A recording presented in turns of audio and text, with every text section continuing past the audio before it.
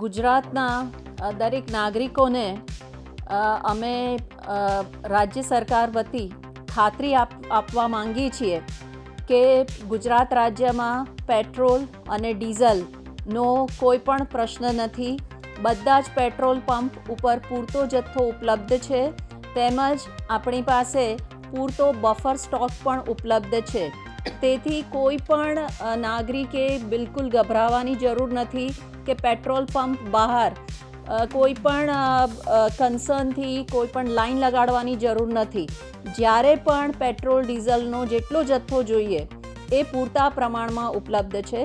અને મારી સાથે ઇન્ડિયન ઓઇલ કોર્પોરેશન લિમિટેડના ગુજરાત રાજ્યના નોડલ ઓફિસર તેમજ પેટ્રોલ પંપ ડીલર્સ એસોસિએશનના ભારતના પ્રેસિડેન્ટ મારી સાથે આ પ્રેસ કોન્ફરન્સમાં જોડાયેલા છે અને એ પણ આપને આ ખાતરી આપી રહ્યા છે. मैं Sanjeev Behera, executive director and state head Indian oil corporation Gujarat state office. मैं स्टेट लेवल कोऑर्डिनेटर भी हूँ, ऑयल इंडस्ट्रीज़ का गुजरात में भी हूँ. एक चीज़ मैं आश्वस्त करना चाहता हूँ कि जो पेट्रोल पंप हमारा गुजरात में है, सारे पेट्रोल पंप में एडिक्वेट स्टॉक्स है. हमारे पास जो डिपोज एंड टर्मिनल्स है उसमें भी एडिक्वेट स्टॉक है. तो buffer stock, sufficient buffer stock है और कोई पैनिक का कोई इशू नहीं है. मैं आप लोगों को रिक्वेस्ट करना चाहता हूँ, जो पेट्रोल पंप है वहाँ पे आइए, लेकिन कोई क्यू लगाने का ज़रूरत नहीं है.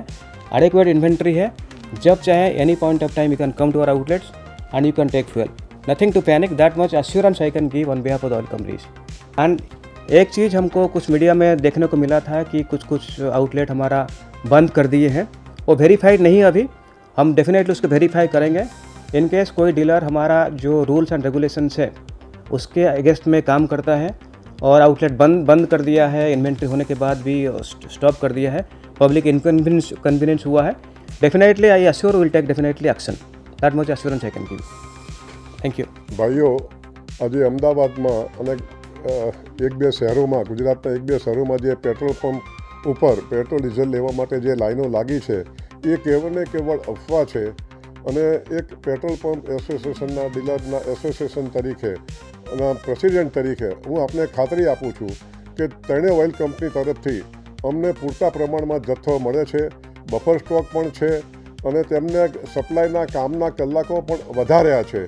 જે 5 વાગ્યાનો સમય હતો એને બદલે પણ કામના કલાકો વધાર્યા છે, સપ્લાયનો જથ્થો પણ વધાર્યો છે. માટે પબ્લિકને જોઈએ એટલું પેટ્રોલ અને ડીઝલ મળે છે. અને આવી કોઈ પેનિક તમે ન કરશો, ખોટી અફવાઓમાં ન જોડાઓ.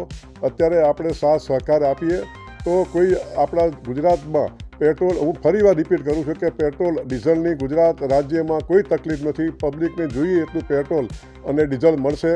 જેમ આપણા ગુજરાત રાજ્યના એડિશનલ ચીફ સેક્રેટરી માનનીય શ્રી મોના કંડાર મેડમે પણ ખાસ આપણને આ બાબતે એશ્યોરન્સ આપ્યું છે. એસએલસી સાહેબ, બેરા સાહેબે પણ એશ્યોરન્સ આપ્યું છે.